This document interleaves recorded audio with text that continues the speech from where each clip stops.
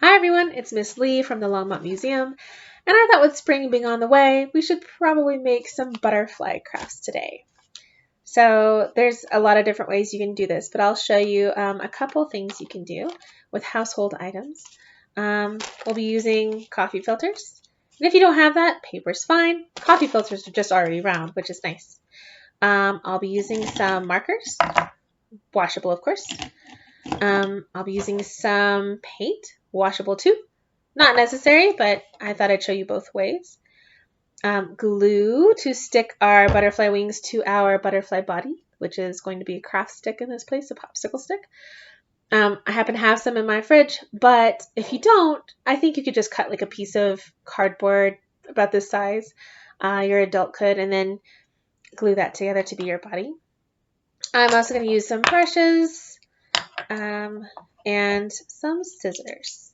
Oh, and last but not least, I need a little piece of paper to cover my work surface and a Tupperware that's too ugly to be used for food and now gets used for paint water. So that's kind of my setup here, and I'm going to turn the camera down towards the surface that I'm working on so you can see what we're doing. And you can follow along. Here we go. Down to the table. So here's my coffee filter. And the first thing I'm going to do is I'm going to cut it in the shape of the wings. So basically, I'm going to take a pen or a pencil, and I'm going to make kind of a V shape at the top and the bottom here. And then also on the sides. We don't want to have to overcomplicate it. If you have older kids that want to cut like really detailed wings, then you can draw them and then cut them out. But I think that for our purposes today, we're just really trying to get the idea of a butterfly. So we'll cut this little section we drew on each one off. And here we go. I think I picked the dullest scissors in my house to do this, but you know, you gotta work with what you got, and that's what I've got right now.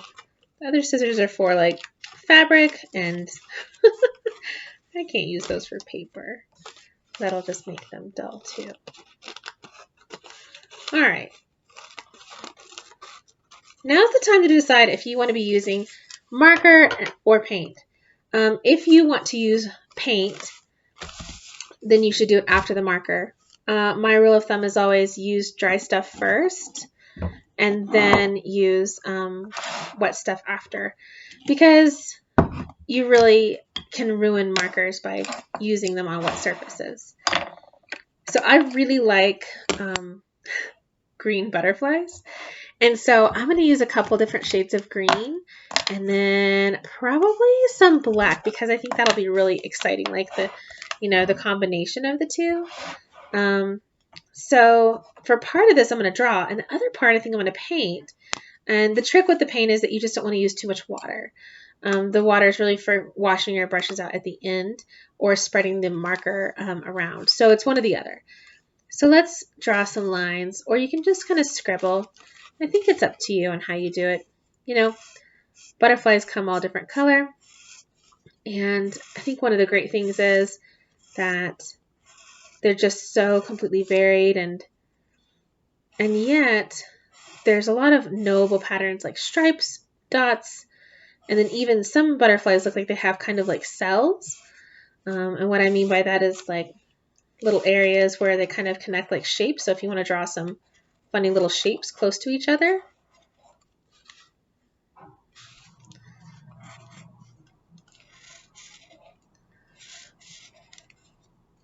You know what? I'm going to color those in. So on one side I'm going to do marker, and the other side I'll do paint. That way you can see the difference. I'm going to use the black last because I feel like just in general black is such an overwhelming color that it can really stain everything that you're doing, and if you do it too soon, it can make a lot of your work kind of bleed together in this dark kind of muddy look. The same with brown, really, and purple. I typically go with like a lighter color first and then kind of work towards the dark colors. But I think the black in this case is going to be really exciting. Just some, it doesn't have to be perfect. And I think that with this, I'm going to try the water on my brush just a tiny bit. So we're going to have to get some guidance on that from an adult. But just a tiny bit of water on the brush to blend this out. And I think it will be really interesting to see. If you use too much water, it can be like a little too damp to function. All right, so I've got my colors here. Now I've got a brush here that has some water, but I don't want it to be super drippy. And when I always was teaching my students to paint, a lot of kids I know would tap to get the water off, but this just spreads water and paint everywhere. So I strongly recommend that you don't tap, and instead you just wipe it off a little bit. You see there's little droplets coming off. So if you just wipe it off, you can see the water comes off easily, and it doesn't splatter everywhere and get paint water on your face or anything. So I just have a little bit of water, and I'm just kind of, again, wipe it. Every time I put my brush back in, I wipe it. And I'm kind of spreading the color out from the markers. They're washable, so they should spread okay. And I think this is a fun way to like draw what you want and then spread the color around. Wipe. Even down here. Wipe. Wipe. See, every time I go back in for more water, I just wipe it. Wipe. And I can tell it's not spreading anymore when it seems kind of dry, so that's when I go back for water. It kind of gives it like a pretty watercolor look almost. So this is one side. You can kind of see the colors there. And I'm glad that I put down this protective paper, because otherwise my cutting board would be all kinds of green forever. So on the other side, I'm going to try paint. And we'll see the differences, but we're going to have to remember that we are going to be using very, very little water in the paint. Otherwise, it'll just get so soggy. I'm not painting the center because I want to be able to glue that on, but you can if you want to. Remember, wipe your brush, get some paint on there, put some little blobs, dip some more. I think one of the things that kids often forget, and people in general when they're painting, is like you can always go back for more paint. It gives it a nice strong color. You know what though? I feel like I really actually like the markers better. Okay. Close my paint. Wash my brush and wipe off the edge there. Now I want some dark green.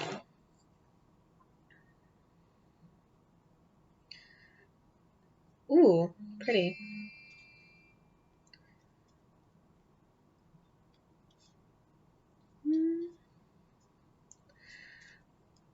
So I think it kind of depends on you. Do you want to have to wait for a while to let this paint dry, or would you rather just go ahead and assemble it now?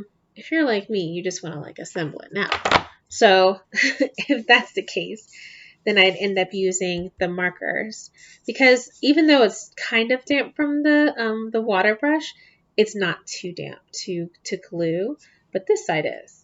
And for the purposes of our video, I'm going to go ahead and blot the paint side with some just extra paper so that I can go forward with gluing it all together. Although blotting is kind of a fun thing to try with paint, because sometimes it can make new, interesting images. Ooh, kind of like that. See how it all mushed together in there? Now I've got paint on this side, so fold it neatly. Don't get it on your clothes. Even though it's washable, let's just avoid. All right, so now I've got my wings for my butterfly, and I need to glue a body on. So I think I'm going to kind of scrunch it a little bit to make it I don't know, more like wings. You see what I did? I just kind of pinched it in the center and then folded it down a little bit. Not a lot, just a little. All right, now's the time to decide if you're going to decorate your popsicle stick or not. Do you want to make it a color or not? I think I'll color mine brown because I feel like a lot of,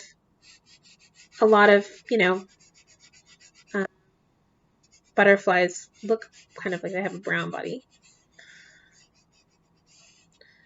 And you know what? I think it needs a face. Give it a little face.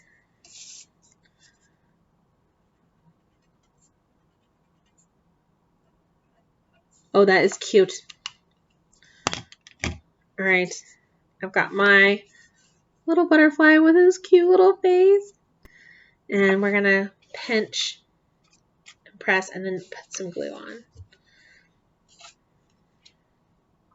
When I use glue, I like to keep the glue nozzle, the orange part, close to what I'm gluing so I can draw a line. Now, a lot of kids I know are ready to use glue like this with both hands and squeeze, or they hold it like this. But I find that if you hold it down and then kind of, you can practice almost like you're using a pencil because you have two fingers on this side and a thumb on this side. And as you grow up and have larger, stronger hands, it's easier to hold it this way. And so when I put glue on, I like to put kind of what I call like the dot, dot, not a lot. I'm sure you've heard this in school before, or maybe I've said it to you before. So I want to put the nozzle so it touches the surface and squeeze a little bit and stop. And then pull it up. It leaves like a nice little dot. Dot, squeeze, stop. Dot, squeeze, stop. Dot, squeeze, stop. Dot, squeeze, stop. Now I have some nice little dots. Let's stick this little guy on there. Whenever I glue something, I like to hold it and count to like maybe 10, sometimes longer depending on what it is. And it just gives it a little extra time to stick together, especially when you have something wet like this. So it just sticks. And don't worry about the extra little pile of glue there because, you know, this glue, Elmer's glue and washable glue, it dries clear usually. Now, it may be kind of stuck together now, but you're going to have to wait until it's totally dry until you can play with it. Because it almost wants to stick when I pick it up. You know what else a butterfly needs? I think it needs some antenna. So you see this big messy paper that I have here? I think what I'll do actually, let's set this to the side so you can dry a little bit, is I'm just going to cut off a little bit. So you may need an adult for this part because it's such a tiny cut, but maybe not.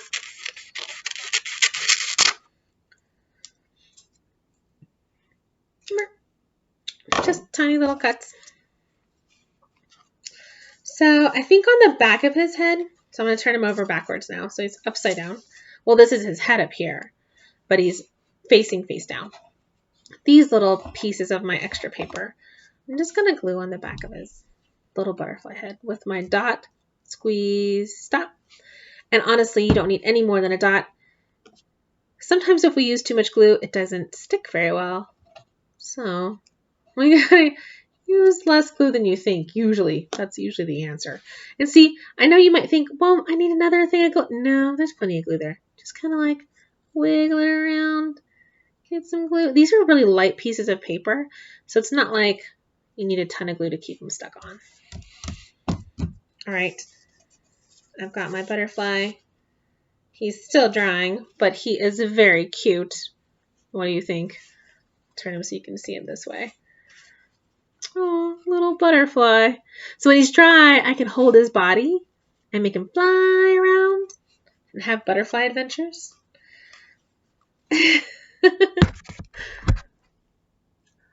Well, I hope you enjoyed making that little butterfly with me and experimenting with different ways to use color on a paper surface. And maybe you'll tune in for the next one and we'll make something totally new and different. All right. Thanks for tuning in and be well.